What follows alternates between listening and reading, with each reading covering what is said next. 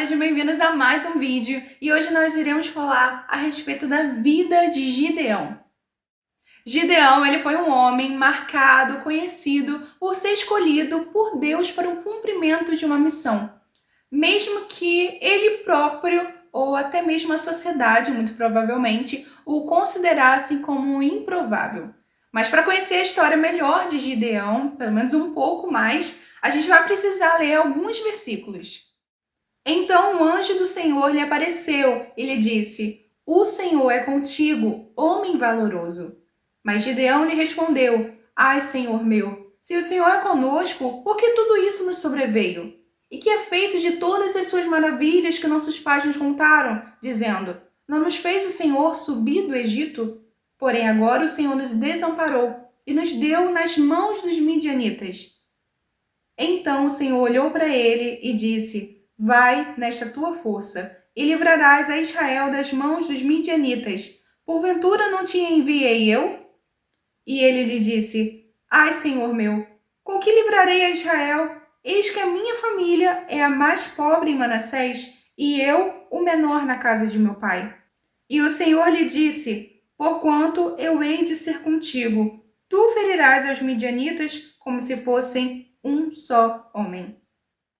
Bem, para a gente entender um pouco melhor o que estava acontecendo, no início do capítulo 6 vai dizer que o povo de Israel, ele pecou contra o Senhor, ele se voltou contra o Senhor. E por isso Deus permitiu com que os midianitas viessem e causassem uma certa tribulação. Todas as vezes que o povo de Israel ia plantar trigo, ia lá os midianitas e tomavam as suas plantações, tomavam seus animais, e isso estava causando um certo sofrimento, uma angústia ao povo de Israel.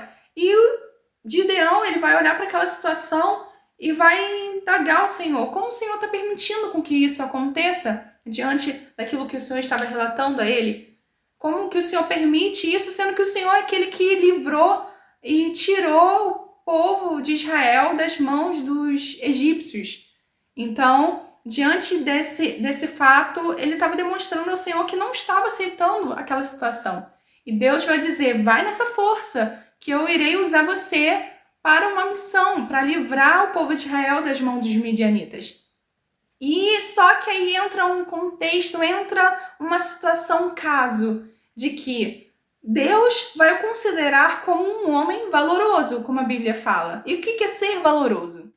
Valoroso é um homem de coragem, força e integridade, que segue os mandamentos de Deus e age com retidão. E é assim que Deus o definia, que definia Gideão. Só que Gideão, ele vai olhar para si, ele vai dizer no versículo 15: A minha família é a mais pobre de Manassés e eu sou menor da casa de meu pai. Ou seja, como o Senhor me entrega isso se eu não me considero capaz de fazer, de realizar? Ele estava colocando as suas inseguranças ou até mesmo as rotulações sociais que a sociedade impusera sobre a vida dele, que ele estava colocando isso como uma voz superior à voz e à missão que o Senhor tinha colocado.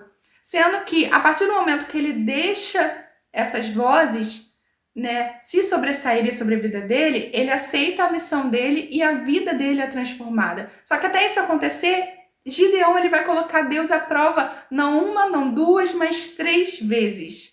Só que quando a gente vê Gideão aceitando o propósito, o cumprimento, o chamado dele, a gente vê a boa mão do Senhor sobre a vida dele, dando força, dando resistência, dando a orientação necessária para que a glória de Deus fosse manifestada e as bênçãos e o livramento do Senhor viesse a alcançar não só a vida de Gideão, mas a toda a sua casa, toda uma nação.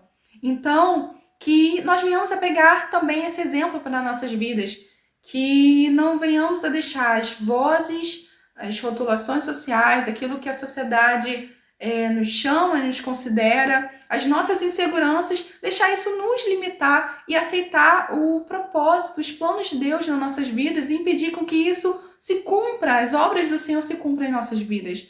Então, venhamos abandonar e deixar tudo isso de lado, porque Deus tem uma missão para cada um de nós, Deus nos quer usar como instrumento para que a glória de Deus venha a ser muito mais manifestada sobre as nossas vidas e isso venha a se refletir na nossa casa, na nossa sociedade. Então, que venhamos a ser instrumentos das mãos dele e aceitar e confiar no Senhor, porque Deus tem um tratar para cada um de nós e que venhamos a confiar nele e entregar nossas vidas a ele. Então, espero que essa palavra tenha edificado você e fique com Deus.